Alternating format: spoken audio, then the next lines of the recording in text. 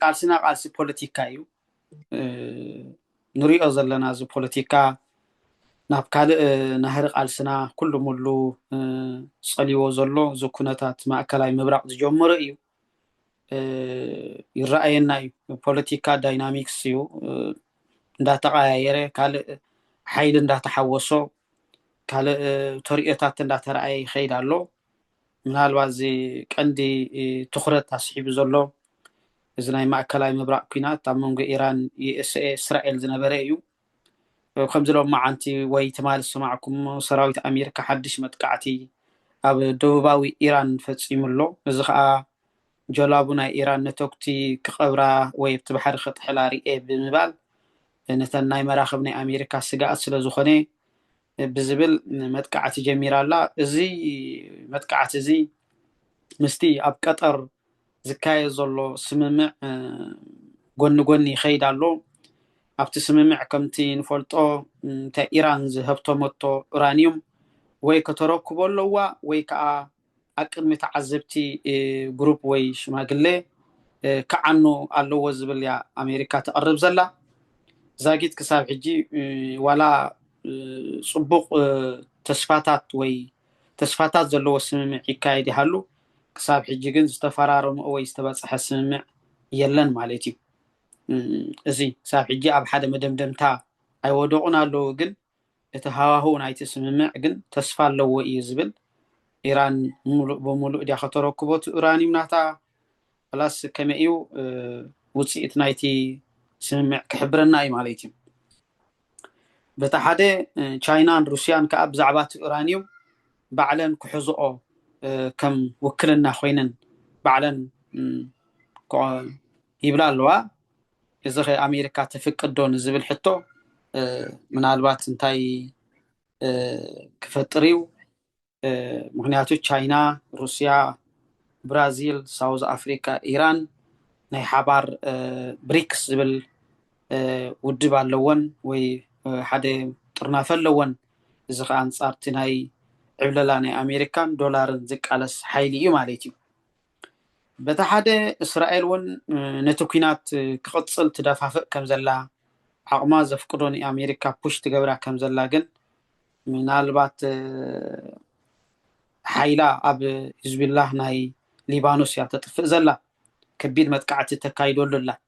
ኢራን ከዓ ነዚ ናይ ሂዝቡላህ ከም ሓደ ረቋሒ ናይቲ ስምምዕ ኣብ ቅጠር ዝኸይድ ዘሎ እያ ትገብሮ ዘላ እቲ ኩናት ኣብ ልዕለይ ጥራይ ዘይኮነ ኣነ ኩሉ ክገብር ወይ ኣነ ኩሉ ክምልእ ወይ ዝበልኩም ነቲ ስምምዕ ዝያዳ ክሳተፎ ኮይነ እቲ ናይ ኢራን እቲ ናይ ሂዝቡላህ ወይ ከዓ ናይ ሊባኖስ ኩናት እውን ደው ክተብሎ ኣለዋ እስራኤል ዝብል ክሌይምስ ተቕርብ ኣላ እስራኤል ግን ትሰማዓዶ ንዝብል ኣብዚ ሕቶ እዚ እስራኤል ካብቲ ዝያዳ ከተሕይሎ ምዃነ እያ ትሕብር ዘላ ማለት እዩ ተወሳኺ ኣብዚ ብቐዳማይ ተዘራሪብና ኣሎ ነርና እስራኤል ንሶማሊላንድ ከም ሃገር ኣፍልጦ ሂባታ ማለት እዩ ኤምባሲ ኣብ ኢየሩሳሌም ከፊታትላ ማለት እዩ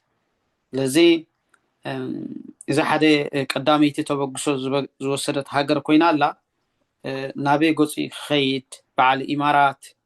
በዓል ኢትዮጵያ ክስዕብኦ ድየን ነዚ ጉዳይ እዚ ክንሪኦ ኢና ግን ድሮ ሶማሊላንድ ኤምባሲ ከፊታ ስራሓ ጀሚራ ከም ዘላ ኣብ ኢየሩሳሌም ንረዳእ ሕጂ እንታይ ሃገራት ዕራብ ኩለን ተቃውሞአን የስምዓ ኣለዋ ወላ ኣውሮጳዊ ሕብረት ምክንያቱ ሶማሊላንድ ኣካል ናይ ሶማሊ ምዃና እዩ ዝፍለጥ ስለዚ ብዘይ ዝኾነ ነገር ንብዙሓት እየን ሃገራት እየን ንእስራኤል ከም ሃገር ዘይፈጥቃ ብዙሓት ሃገራት ንእስራኤል ኣፍልጦ ዘይሂብኣ ክንሰን እስራኤል ግን በቲ ዘለዋ ፅልዋ ሓይሊ እዚ ናይ ጉዳይ ሕትን ጉዳይ ማእከላይ ምብራቅ ኣርኢኻ ከዓ ስትራቴጂካዊ ቦታ ኮይና ስለ ዝረኸበቶ ያኒ ሶማሊላንድ መሪፃታ ዘላ ማለት እዩ በታ ሓደ ከዓ ኣሜሪካ ነፈርቲ መራኸብን ናብ ኩባ ምፅጋዕ ጀሚራ ኣላ ልክዕ ከምቲ ልዕሊ ማዱሮ ናይ ቬነዙዌላ ዝገበረቶ እያ ክትገብር ደልያ ዘላ ናብ ተደጋጋሚ ናብ መንግስቲ ናይ ኩባ መልእኽቲ ተመሓላልፍ ኣላ ከምዚ ሰማዕናዮ ማይክል ሩቢዮ ከዓ ንህዝቢ ኩባ ከዓ ምስ ኣሜሪካ ድልድል ዝምድና ክፈጥር ፃውዒት የቕርብ ኣለኹ ዝብል መልእኽቲ መሓላሊፍ ኣሎ ምክንያቱ ከምዝ ናይ ኢራን ዝነበረ ሰላማዊ ሰልፊ ድዮም ብውሽጢ ከቢድ ዝኾነ ናዕቢ ክልዕሉ ዋላ ከምቲ ናይ ማድሪኦም ከይዶም ከልዕልዎ ብሄሊኮፕተር ክንሪኦ ኢና ግን ከም ታርጌት ገሮማ ከም ዘለው እዩ ዘረድአካ ማለት እዩ ኣብ ኢትዮጵያ እንተመፂና ሓድሽ ነገር የለን ብዙሕ ነውፅ ኣሎ እቲ ፋኖ ዝብል ኣብ ብዙሕ ቦታታት ናይ ዲብያ መጥቃዕቲ ይገብር ኣሎ ኢትዮጵያ እውን ዝካላ ብናይ ድሮንን ብናይ ነፈርትን መጥቃዕቲ ትገብር ኣላ ከምኡ እንዳኾነ ነዚ ናይ ፅምዶ እውን ዳርጋ ኣንፃር ልዕላውነት ገይራ ምላሽ ከም ትህበሉ እውን ሓቢራ ኣላ ማለት እዩ ስለዚ ብወግዒ ነዚ ናይ ፅምዶ ከም ትቃወሞን ግብረ መልሲ ከም ትበሉን እውን ኣፍሊጣ ከም ዘላ ርኢና የለና ማለት እዩ ገለገለ ሓለፍቲ እውን ትግራይ ናይ ዳግማይ ከምቲ ዝሓለፈ ክትነድድ ምዃና ወይ ድማ ብዓውደ ኩናት ከም ትኸውን ርዱእ እዩ ብምባል ባንኪ የለ ገለ የለ ኣሲርዎም እዩ ዘሎ ከምቲ ሕወሓት ዝሓሰብዎ ኣይኮነን ዓብይ ስትራቴጂካሊ ዝቆትሎም ዘሎ ንዖም ማለት እዩ መዋፅኦ ሲኖም እዮም ዘለው ሕልፊ ሕወሓት ምክንያቱ ዓብይ ዝህወኽ መሲልዎም ነይሩ ዝህወኽ ዝህንደድ መሲልዎም ነይሩ ሕጂ ግን ብዘገምታ ገይሩ ኩሉ ዓፅዩ ሎማዓንቲ እውን ክለኣየር ኢትዮጵያ ክለኣየር ናይ ትግራይ ተዓፅዩ ከም ዘሎ ወግዒ ወፂሎ ወግዓዊ መግለፂ ተዋሂብሎ ስለዚ ይረኣየካ ንሻዕብያ ኣሚንካ ዝነበረ ጉያ ሻዕብያ ከዓ ብኣሜሪካ እንታይ ዓይነት ፀቕጢ ክመፀሉ ይርድእ ኣብዚ ኣጋጣሚ እውን ግብፂ እውን ነቲ ኢትዮጵያ ተኸሳ ኣላ ግብፂ ኢትዮጵያ ባሕሪ ተጠቃምነት ንኸይትረክብ ትገብሮ ዘላ ፃዕሪ ዋጋ ክኽፈላ እዩ ዝብል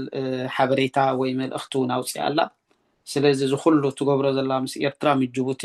ክሳብ ሶማሊ ግብፂ ዕላማ ንኢትዮጵያ ንምዕፃው ጥራይ እዩ ስለዚ ኢትዮጵያ ተሪር መርገፂ ትወስድ ኣላ ብልዕሊ ግብፂ ማለት እዩ እዚ እውን ንፈልጦ ኢና ትምዕባለታቱ ማለት እዩ ሕናኣ ክትፈዲ ብሽም ባሕሪ ቢላ እያ ትሓስብ ዘላ ግብፂ ምክንያቱ ኢትዮጵያ ኣብ ሰዓት እዚ ብሕፅረት ድኹዒ እዚ እንታይ እዩ ንብሎ እዚ መዳበርያ ንብሎ ፈርቲላይዘርን እዚ ናይ ጋዝ ኦይል ማለት እዩ ዝያዳ ነቲ መነባብሮ ናይ ኢትዮጵያውያን ኣብ ዓብይ ናብ ዝኸፍአ ይወስዶ ከም ዘሎ ኢትዮጵያ ባዕላ መንግስቲ ይሕብር ኣሎ ማለት እዩ ኣብዚ ናይ ናፅነት ከዓ ርኢናዮ ትግራይ ውድብ ሕወሓት እውን ናይ ደገፍ ናፅነት ደገፉ ከም ዝሃበ ርኢና ኣለና ማለት እዩ ናብቲ ናይ ቀደም ዝነበሩ ዝዓይነቱ ጠፊኡ ዝነበረ ፍቅሪ ከም ተመለሰ ጌርካ ምግላፅ ኣሎ እዚ ግን ኩላትና ዝረኣናዮ ኢና ተዳሚዮም እዮም ኣይደነው ግን ሕወሓት ኣብቲ ዝኸፍአ ኩነታት ስለ ዘለው ምስ ኩሉ ቁስሎም ምስ ኩሉ መውጋእቶም ምስ ኩሉ ተኣሽሞኦም ከይቶ ኣብ ትሕቲ ሻዕብያ ይሳለሙ ኣለዎ ማለት እዩ ንልዕላውነትን ሓድነትን ትግራይ ናብ ንቡር ክንመልስ ብምባል ከዓ ቃልሲ ዕጥቃዊ ቃልሲ ከም ዝገብሩ ገሊፆም ኣለው ሕወሓት ማለት እዩ እዚ ከዓ ናይ ኩናት ድልየት ብወገን ሕወሓት ልዑል ምዃኑ እውን ብዝተፈላለየ ሜድያ ክግለፅ ፀኒሑ ኣሎ ማለት እዩ ስለዚ ባጋሪኦም ዘቑዑ ዘለው ኣብ ገለገለ ናይ ትግራይ ሰፊሕ ግፋ ይካየድ ኣሎ ብኤርትራ እውን ዝተፈላለዩ ናይ ኩናት መሳርሒታት ዓበይቲ ናይ ፅዕነት መካይን ይኣትዋ ከም ዘለዋ ናብ ትግራይ ገፀን ተራእዩሎ ማለት እዩ ኣብ ገለገለ ናይ ትግራይ ቦታታት እውን ኣብ መንጎቶም ሓራ መሬት ወፂኦም ኣለዉ ዝበሃሉ ተጋሩ እውን ኩናት ይካየድ ከም ዘሎ ከም ተኻየደ እውን ፀብፃባት ተዋሂብሎ ማለት እዩ ስለዚ ሎማዓንቲ ክለኣየር ናይ ትግራይ እውን ተዓፅዩ ከም ዘሎ እዚ ኩሉ ሙሉ ዓብይ ብዘገምታ ንትግራይ ሓደገኛ ዝኾነ ኩናት ክካየደላ ምዃኑ እዩ ዘርድአና ዘሎ ሻዕብያ ከዓ ድዩ ዋላ ዝተዓዛባይ ክኸውን ካልእ ሕቶ እዩ ክንሪኦ ኢና ዋላ ናይ ሻዕብያ ኣለዎም ባህሪ ኣይኣተናን እዮም ዝብሉ ኣብ መወዳእታ እዮም ከም ዝኣተው ዝኣምኑ ማለት እዩ ከም ዝረኣናይ ናይ ትግራይ ኣተናን ኢሎም ኣብ መወዳእታ ግን ከም ዝኣተው ዓለም ብሳትላይት ምስ ረኣየቶም ታቤሎኦምን ባንዴሮኦምን ገቲሮም እዮም ወፂኦም ማለት እዩ ناب السودان انت مسينا السودان البرهان من السعود عرب حديث سممع غيركم زلو رئينايو زخا قرب دفيت تغيرلا وي زخونه نجر نسعود البرهان حاجه زادوا بلاني راي مسلني قدمي ورحين قال نخون حجي كن داغماي سممع غيرنا لوا سلازي سعودي اغون البرهان يا امارات كاغوني حميتي يا ካልኦት ሃገራት ከዓ ከም ግብፂ ከም ኢትዮጵያ ከም ኤርትራ ከም ትግራይ ዝበላ ከዓ ተናይ ውክልና ኩናት ዝገብራ ከዓ ብድሕሪት ኣለዋ ማለት እዩ ዝሓለፈ ሰሙን እውን ኢማራት እውን ናብ አልቡርሃን ምስ አልቡርሃን ርክብ ገይራ ነይራ እንታይ ዓይነት ዘተዮም ንዝብል ግን ዝወፅእ ሓበሬታ የለን ኣብ ኬንያ እውን ዝተፈላለዩ ፖለቲካዊ ውድባት ናይ ሱዳን ኣኼባ ኣካይደን ቀኒየን ኣለዋ እቲ ኣርእስቲ ናይቲ ኣኼባ ሱዳን بوتهدراوي زمت فتح يلن كلن هاجرات أب سودان إيدن إتين زلوا خا إيدن كاب سودان كسحبة اللون زبل نحبار مردات حيزن أخيب زازيما مالو كم زند أخوانا جن سودانون داغماي كاب إثيوبيا نايدرون متقعتي أقواني فوا كم زلو زون هاجرات عرب داغماي أبلع لإثيوبيا ناي مخنان ملكع يري ኣለዋ ሱዳን ግን ብድሮንን በአጋርን ዝኸውን ክብረ መልስ ከም ትህበሉ ኣፍሊጣላ ማለት ስለዚ ትዝኸፍአ ኩናት ኣብ መንጎ ኢትዮጵያን ሱዳንን ከይከውን ተዓውደ ኩናት እውን ብምዕራብ ትግራይ ትሒስካ ናብ ደቡብ ሱዳን ዘሎ ክኸውን ይኽእል ዝብል ገምጋም እዩ ዝካየድ ዘሎ ሻዕብያ ከዓ ብምዕራብ ትግራይ ኩናት ከይውላዕ እዩ ዘይደልዮ ኣይደልዮን እዩ ግን ትኹነታት ናይቲ متفنان زلو زيادة أو برتيعكم زلو يزرد جبسي كاب دبوب السودان تسوقيقا وسيالا أمونغو إثيوبيان دبوب السودان حدش بوليتيكاوي دبلوماساوي سممع غيرا أبتو دوب ناي دبوب السودان كوينا نابتي أباي قريبا نيرايا جبسي دبوب السودان جن بزوغبرتو مش إثيوبيا سممع نجبسي كاب إثيوبيا كاب السودان دو السودان أوتشاتا كم زلا تحبير الله مالتي إذا زبان في زلو جبسي بزوح تصرح كم زلا إتى أبقى بحري سردت دو السودان إثيوبيا أكتر السيء باللانزبل الرادار الله دو السودان سلز أبغني إثيوبيا كم زلا يو زرد كامالتي كوميلنا عند أتصلنا نابغرويت هاجر نابز عدنا نبلان تأتينا خا عدنا خا خمس رأنا يو أبناء الناس زبل بعليا بيزي كوينا أنيا زنات الناس متشم برادة أن درجان قحاتن إريتراويا كم زحلفه كلاتنا رئينا بحلفتي أبدق زلو حبرة السب ناي سدت ناس الناس تتقيمو ناس الناس أبي إرترا كم زلون حزبي علم كدانا جريز فتن تقنن حق إديوتنا ورقي ولا طمع ورقي ولا artificial جيركا صبوق يزلخو صبوق يزلا إيرترا زبل كم أكل بروباغندا دبلوماسي نزحسب جلي ناي كونغرس أبالات مير ناي كين كاونتي جلي حلفتي ويا محضرتي عديمكا دبلوماسي وي مثل إيرترا من صبراعي بزحاتون أبسياتل كم زرعنايو تعديمهم كاب خمس نوبر بتناي داس ناي هيجدف رينا يمينا السيتي زرعنايو شاركن وركن جركا نتيب إيرترا زلو مكرا سقاين مقداديو تحاد علامة تزعبي يقع السرعة زي تقطعو كبل بخل تأقرو سرح زلو زي بدياسبورا زلو تقافي نبلو حبرة السبي كاوش تعدي كمتي زرعنايو بزي مخنيات بت ديكتاتور سرعة ستوهابي مدري نخلاتنا كي قرمنا يترفن بزحت حستو هو تتايو بحافش أمريكا تخوض زلا عبلال من قدتاتن سلوون يزارب نيرو زي بدرجان إيرتراخ قلت أيقبون قل درس سلطان يفلت انيو سرعات دعرم الززام زحل كوينات استرأي عبلالة حجي كم زي اللي نابراشان تشاينان قصو كم زخدئيو كتنبه زحسب توسخن تي ميغا زبل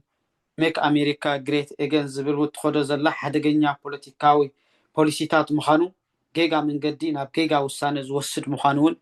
نا أمريكا خمخرائيو ترائيو ناي بحكي يستمميو حول ماوي نقدن إندسترن أبي إرترا لعلى 300 إندستري وي فابريكاتات تركب كخام مجزاتي كل عنيخا بزعبا ناي نقدن إندسترن كتزارب مرال هالو دي تلكمني دفرت رأي دفار قداي وتهدراوي باجتن وين بزي دوموس 35 عمت بشم هجراو قلقلت سبات اندامزمزي بزي منابابرو سدرابيت كيم محايشة خاء وتهدرن باجتن أنا تصير كزارب بمفتانو أمريكا لعل 4 تريليون لقى حلوة إلى خزارب لقى حنا هزبي إرتراها كنديو تنبا ورك بشان بوتاشين تسد أخا كندي أتاو إيقنا بكازنا هزبي إرترا كي حبري نا أمريكا جن لقى حق نقرأ يفتينو قداي نيكلور باور حاشيشن ون أسكيفو مرداتو كم ذهبي قداي سلوان مزمزان فنزويلا كوبا مكسيكو غريلاند كندا جلتات قداي كوينات إيران بزحي تزاريبو استرأي نعنا زمتن نهزبي إرترا زمتن حبريتا يكونن نعنا كوانا مسانا كوان مقالو ستندينا نتهزبي قل أوشتاوين كمتص ناي قطبا ناي منابابرو ناي محبراو أقول لو تكم زر ليكونن تزاريبو زبزح جزيو صاب ناي دقهوتاتي أيتفيوا بزعبا إجدان ملعال إجدان زمدنا إيرتران أمريكان كي تنكفي حليفو أبديليت راي كمزول إذا ردأك أزخاء جبسي بزح سرح تريفوا خمزول إيه تستبهيله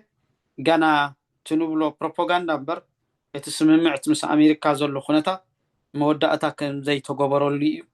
انتاي معبالتات حيزو خمسي إخي ناي بحق دي خلعل انت عين الزمدنا كريينا بزعبا إثيوبيا صمدون كي تزارب إيو حليفو كزاربو ناي كأله عاد صمدو زعبا إثيوبيا تجبروا زلا من قصقاساتون كزاربون مورال أي جبران مالتي إذا كبابي إرترا تجراي السودان إثيوبيا زغيزولو ريخا قصونو إيو زبل يتقصونو جن كلاتنا خما كم تعال استخدم جمجونو قصونو أيقونن سنة حلو دحرستو السنة جزية كتت زبل دمس خمسة سمعنا خا رجوز رديو تخناتات قليل أيقونن عمانجو إثيوبيا إرترا نعنا يو نجزيو كميديا خوالن نمبر تبوشت زغيزولو قليل كيدتات أيقونن زغيزولو مالتيو سلازي كم زي مايكل روبيو زبالة خا بنالبات بولك أو رئيتو ويناتو ديو وي منغستو كيلو ناب حدش مدرخ مساقاقر علينا أي زبل إذا خا بتراقاقو أمريكاويانيو قبل علي إيرتران تاي عينت تقمين تاي عينت ربحة اللوم بخمي انكسور حمس إساسكا كسيل كازر رأي ماليتيو إتا مس إيرترا بقوداي كنزب عليك حتى تمرسلا زي كالت قطر أب منغو إيرتران جبوتن كم عقاب سلام كوينا زنبرت ندحر نويح جزية تبعيسن وي بوليتيكالي زي مسممع تبعتي خم بمصنع حجيجن أب قرنا أفريقيا زخي زلو صلواتات تريو سلازلا قطر ون مزي سرعات يقدف حدش ركب جميرة كم زلا تعذبنا لنا مالتيو حبرة أوروبا ون وكيلات السديدو مزي سرعات حدش ركب جميرو انتاي كله مزنا وشمت هرمزي كله مالتي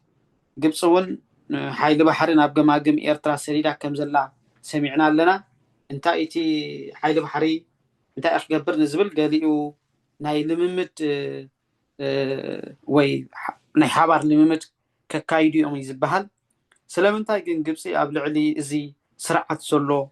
الجراك اللي على اللو تسعيرا لازبل ستوسن نتبتاتالو كم أناليسيس كرئي عادي كاب شعبية زي تعدن الدولار كم تركب فلوتي أشحاد دولار رخيبو أي نلوبيس قليل كنزب يتفقن